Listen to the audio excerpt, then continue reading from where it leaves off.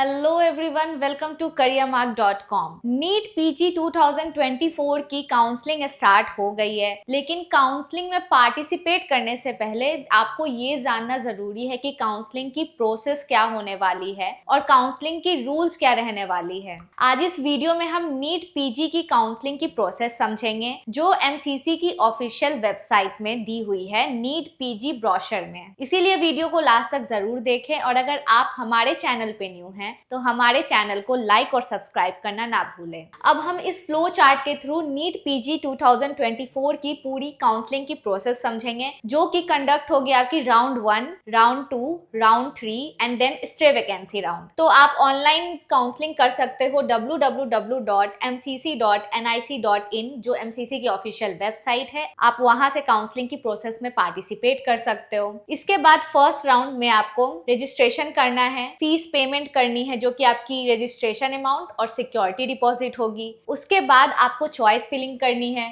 Choice locking करनी है। उसके बाद आपकी रिजल्ट आउट होंगी। तो फर्स्ट राउंड आपकी यहाँ से स्टार्ट होती है जब आपकी रिजल्ट आउट होती है। अब रिजल्ट आउट होने के बाद होगा क्या, आपको सीट या तो नहीं मिलेगी या फिर आपको सीट अलॉटेड हो जाएगी। अगर आपको सीट अलॉटेड नहीं होती है तो आप उसके बाद डायरेक्ट राउंड 2 के लिए एलिजिबल होते हो। लेकिन अगर आपको सीट अलॉटेड हो जाती है, आप कॉलेज जाके रिपोर्ट करते हो और एडमिशन लेते हो, लेकिन उसके बाद आप सोचते हो कि नहीं, मुझे राउंड 1 की सीट नहीं चाहिए, मुझे फ्री एग्जिट लेना है, तो आप यहाँ पे नो का ऑप्शन चूज करते हो। उसके बाद आप फ्री एग्जिट लेते हो। उसके बाद आप डायरेक्ट आपकी राउंड 1 की अलॉटेड सीट कैंसिल हो जाती है। उसके बाद आप राउंड 2 में पार्टिसिपेट कर सकते हो। लेकिन अगर आपको लगता है नहीं, मुझे राउंड 1 की सीट रखनी है और आप देते हो willingness for upgradation in round 2, जिसमें आपकी राउंड 1 की सीट भी होती है और राउंड 2 के लिए भी आप पार्टिसिपेट करना चाहते हो, फिर उसके बाद आप यस चूज करते हो। उसके बाद आपको राउंड 2 के लिए फ्रेश रजिस्ट्रेशन नहीं करनी है। फ्रेश रजिस्ट्रेशन उन्हें करनी है जिन्होंने राउंड 1 में रजिस्ट्रेशन नहीं की थी। आपको डायरेक्ट चॉइस फिलिंग और चॉइस लॉकिंग करनी है, क्योंकि आपकी पहले की चॉइस फिलिंग कैंसिल हो जाएगी। आपको राउंड 2 के लिए दोबारा से चॉइस फिलिंग करना बहुत जरूरी है। उसके बाद आपको राउंड 2 में सीट अलॉटेड होती है। फिर यहाँ पे भी आपको वही कंडीशन होती है, या तो आपको राउंड 2 में सीट अलॉटेड होती है या फिर आपको राउंड 2 में सीट अलॉटेड नहीं होती है। अगर आपको राउंड 2 में सीट अलॉटेड नहीं होती है तो आप राउंड 3 के लिए एलिजिबल हो यहाँ पे। लेकिन अगर आपको राउंड 2 में सीट अलॉटेड होती है तो जिन बच्चों ने अपग्रेडेशन चूज किया था राउंड 1 में, तो उन्हें राउंड 2 की सीट में एडमिशन लेने के लिए राउंड 1 से रिलीव लेना पड़ेगा कॉलेज जाकर। फिर उसके बाद वो राउंड 2 की कॉलेज में अलॉटेड सीट में एडमिशन ले सकते हैं। फिर उसके बाद ऐसे कैंडिडेट आते हैं जिन्हें राउंड 2 में सीट अलॉटेड होती है, लेकिन वो सीट में जाकर रिपोर्टेड या उस सीट को ज्वाइन नहीं करते हैं, तो उनकी सिक्योरिटी डिपॉजिट जब्त कर ली जाएगी। फिर आपकी थर्ड कंडीशन ये आती है, आपको राउंड 2 में सीट अलॉटेड हो गई, आप सीट को जाके ज्वाइन कर लेते हो, लेकिन आप सोचते हो कि नहीं, राउंड 2 की सीट भी रखनी है, लेकिन मुझे राउंड 3 में फिर से पार्टिसिपेट करना है, तो यस, आप राउंड 3 के लिए यहाँ विलिंगनेस दे सकते हो।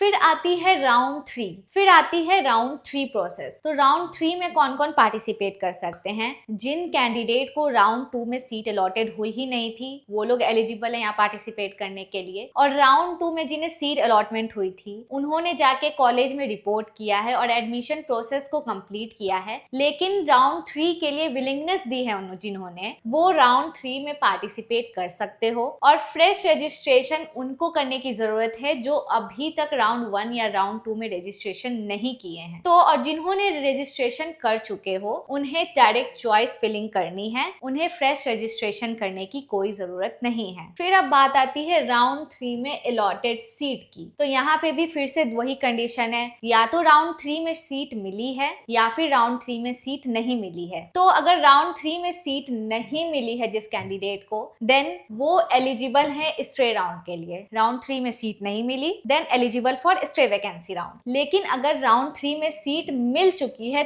तो क्या क्या कंडीशन होने वाली है? तो सीट मिल चुकी है और अगर ज्वाइन नहीं करते हैं तो उनकी सिक्योरिटी डिपॉजिट जब्त कर ली जाएगी और वो आगे किसी राउंड में पार्टिसिपेट नहीं कर सकते हैं, यानी कि स्ट्रे वैकेंसी राउंड में फर्दर कैन नॉट पार्टिसिपेट, वो आगे पार्टिसिपेट नहीं कर सकते हैं। अब आती है वो जिन्हें राउंड 3 में सीट मिल चुकी है, वो कंप्लीट एडमिशन फॉर्मेलिटीज को कंप्लीट कर चुके हैं, उसके बाद सीट ज्वाइन कर चुके हैं। तो अगर उन्होंने एक बार सीट ज्वाइन कर ली, उसके बाद वो अपग्रेड या रिजाइन नहीं कर सकते हैं उस सीट से। अगर वो ऐसा करते हैं तो फिर आगे की काउंसलिंग प्रोसेस में पार्टिसिपेट नहीं कर सकते हैं। फिर बात आती है जिन्होंने राउंड 2 में विलिंगनेस फॉर राउंड 3 का ऑप्शन चूज किया था, तो उन्हें राउंड 2 की सीट से रिलीव लेना पड़ेगा, then they can join round 3 seat. अब हमारी लास्ट राउंड आती है स्ट्रे वैकेंसी राउंड। तो स्ट्रे वैकेंसी राउंड में कौन कौन पार्टिसिपेट कर सकते हैं? तो जिन्हें अभी तक राउंड 1, 2, 3 कहीं भी सीट अलॉटमेंट नहीं हुई है, वही लोग स्ट्रे वैकेंसी राउंड में पार्टिसिपेट कर सकते हैं। तो स्ट्रे वैकेंसी राउंड में भी आपको फ्रेश चॉइस फिलिंग करनी होगी, क्योंकि आपकी पहले की चॉइस फिलिंग नल और वॉइड ट्रीट की जाएगी। आपकी पहले की चॉइस फिलिंग इस यहाँ पे नहीं चलेंगी, आपको फ्रेश चॉइस फिलिंग करनी पड़ेगी स्ट्रे वैकेंसी राउंड के। तो यहाँ भी 2 कंडीशन आती है, आपको स्ट्रे वैकेंसी राउंड में सीट अलॉटेड हो जाती है और उसके बाद अगर आप ज्वाइन नहीं करते हो